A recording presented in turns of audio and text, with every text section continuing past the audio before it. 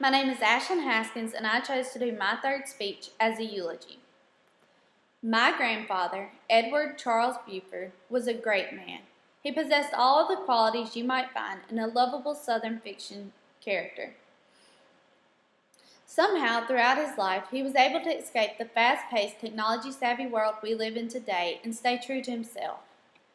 Edward Charles Buford was a tender-hearted man better known as E.C. Somehow throughout his life, he was able to stay true to himself and held on to the true meaning of life that I feel many of us have lost in the world today. He was born on March 30th, 1938, in rural Rankin County to two hard-working Southern farmers. Some might call him a redneck, but to me, he was a true Southern Baptist who held on to his beliefs. Instilled in his heart was the idea that family is and always will be the first thing in your life, and the most important. He had 4 children, Lewis, Toby, Angela, and Nicole, with his wife, Faye Peters. Throughout his life, he faced tragedy after tragedy. At the age of 30, he lost his only sister, Eugene, to cancer, a mere 2 months after she had been diagnosed. Merely 2 years later, he lost his oldest son, Lewis, to a tragic accident that took place in the family's front yard. Lewis was only 16 at the time. Nearly 10 years later, he lost his father to a tractor accident that no one saw coming.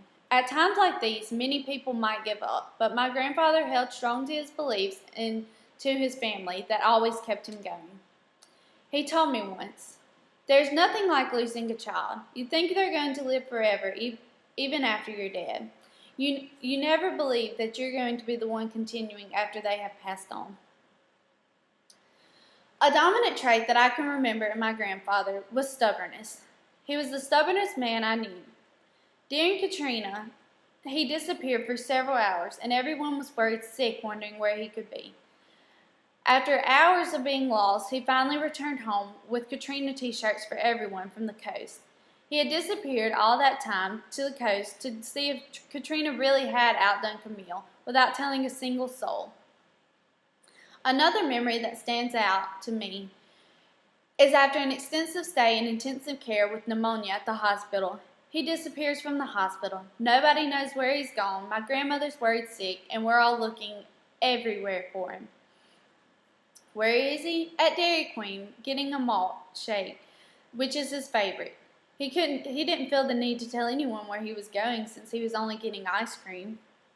To say the least, nothing he ever did was surprising. A mile down the road from his home is a small pink shack with a cactus out front that many call the office. Inside there are cobwebs, spiders, mice, and every now and then a chicken snake passing through. Poppy often sat at his desk with a spit bucket not far away, overflowing with chewing tobacco. He would sit there for hours playing solitaire, waiting for visitors to arrive.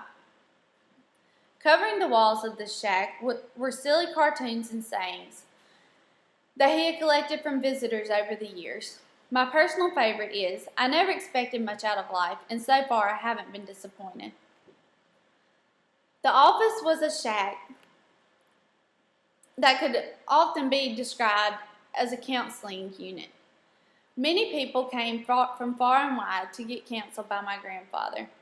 He sat, listened to their stories, and never talked back. He was a great listener and a great man that everyone could take advice from. 10 p.m. was when his counseling hour started. He would sit down with a gallon of old charter and mix his drink, waiting for the first visitor to arrive. Unbelievable stories have been told between those 4 walls of the office, many that my grandfather has taken with him to his grave. He would never betray a friend. People often honk their horns, wondering what story Poppy was going to learn that night. Although he is gone, E.C. taught me so much over the course of my life. He was truly a hidden jewel who has always instilled in me the importance of family. A quote he used often pops in my mind a lot. Always depend on your family. If you can't depend on them, then who do you have? Edward Charles Buford will be greatly missed, and I loved him very much.